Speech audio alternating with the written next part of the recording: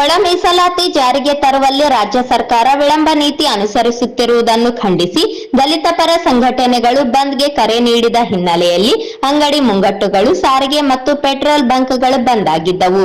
ರಾಯಚೂರಿನ ಕೇಂದ್ರ ಬಸ್ ನಿಲ್ದಾಣದಲ್ಲಿ ಬಸ್ಗಳನ್ನು ಸಂಪೂರ್ಣವಾಗಿ ಬಂದ್ ಮಾಡಲಾಗಿತ್ತು. ಇದರಿಂದಾಗಿ ಪ್ರಯಾಣಿಕರು ಪರದಾಡುವ ಪರಿಸ್ಥಿತಿ ನಿರ್ಮಾಣವಾಗಿದೆ. ನಗರದಲ್ಲಿ ಎಂದಿನಂತೆ ಆಟೋ ಮತ್ತು ಟ್ಯಾಕ್ಸಿ ವಾಹನಗಳ ಸಂಚಾರ ಆರಂಭವಾಗಿತ್ತು.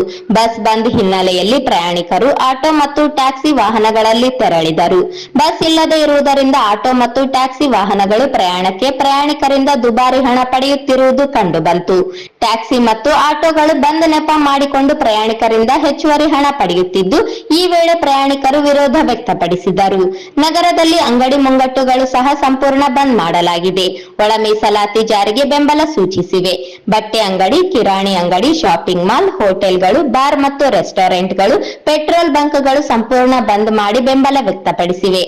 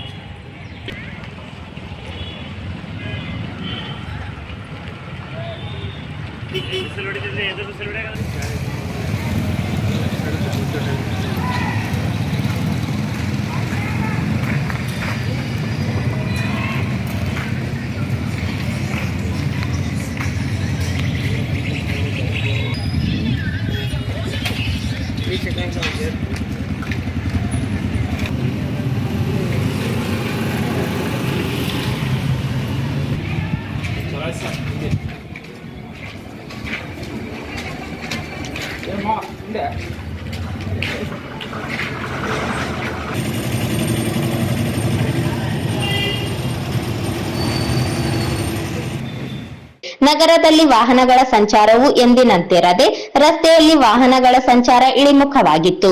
ಬಂದ್ ಕರೆ ಹಿನ್ನೆಲೆಯಲ್ಲಿ ವಿದ್ಯಾರ್ಥಿಗಳಿಗೆ ತೊಂದರೆಯಾಗದಂತೆ ಶಾಲಾ ಕಾಲೇಜುಗಳು ಸಹ ಬಂದ್ ಮಾಡಲಾಗಿತ್ತು.